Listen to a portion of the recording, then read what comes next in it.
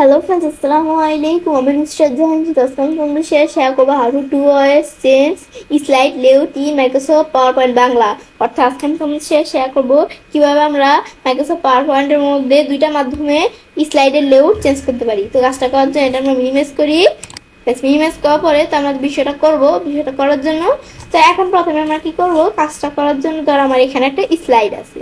এখন আমি কিন্তু একটা নতুন স্লাইড কিভাবে আমাদের তিন ভাবে নিতে পারি এর উপর আমার চ্যানেলে ভিডিও দেওয়া আছে, তোমরা চ্যানেল দেখতে পারো।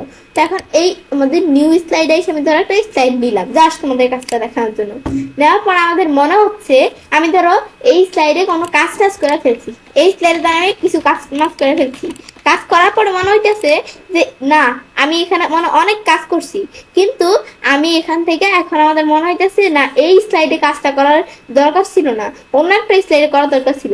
তবে আবার নিউ স্লাইডে এসে অন্য একটা স্লাইড নিয়ে আবার কাজ করতে গিয়ে তো আমাদের অনেক সময় লাগবে। তো এভাবে না করে আমি যদি এই স্লাইডটারই লেআউটটা চেঞ্জ করে দেই, এই লেআউট আইসা আমি যদি লেআউটটা এই যে কিরকম এরকম করে দিলাম, করে দিলে দেখো এই দেখো লেআউটটা কিন্তু চেঞ্জ হয়ে গেল।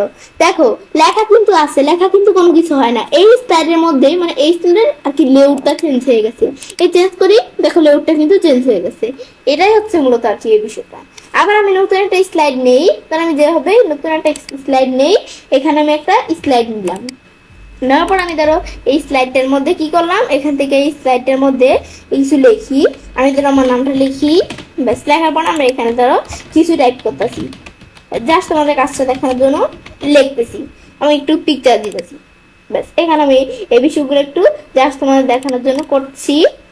ব্যাস আমি ধরো এখান থেকে মানে এই স্লাইডের মধ্যে কিছু একটা কাজই করলাম। ধরো করার পর আমাদের মনে হচ্ছে যে এটা আমরা যে কাজটা করলাম সব ঠিক আছে, কিন্তু লেআউটটা আমাদের এখান থেকে লেআউটটা এরকম হবে না, অন্যরকম হবে। তো সেই ক্ষেত্রে আমরা কি করব, সেই ক্ষেত্রে আমি যদি এই যে আমরা আমাদের এই যে এখানে আসি, এই যে লেআউটে আসি, আসার পর আমি লেআউটটা চেঞ্জ করে দিলেই হবে। আমি লেআউটটা চেঞ্জ করে দিই, দেখো সুন্দর করে কিন্তু লেআউটটা চেঞ্জ হয়ে গেল।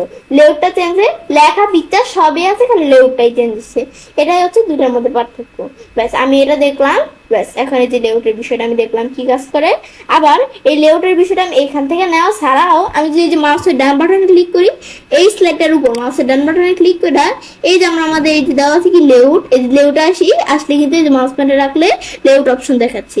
এখন এদিক থেকে আমি যে লেআউট দিলে এই দেখো এরকম লেআউট চলে আসলো। ব্যাস এইভাবে কিন্তু আমরা এই বিষয়টা করতে পারি, মাউসের ডান বাটনে ক্লিক করা বা এই যে এখান থেকে করতে পারি। তো এখন বিষয়টা দেখার পর এভাবে কাজটা করতে পারি। এবার আমরা খুব সহজেই মাইক্রোসফট পাওয়ার পয়েন্টের মধ্যে দুইটা মাধ্যমে স্লাইডের লেআউট চেঞ্জ করতে পারি। ফ্রেন্ডস, আমার আজকের এই ভিডিও তোমাদের ভালো লেগে থাকে তোমার চ্যানেলটি সাবস্ক্রাইব, লাইক, কমেন্ট সর্বসাথে শেয়ার করবে।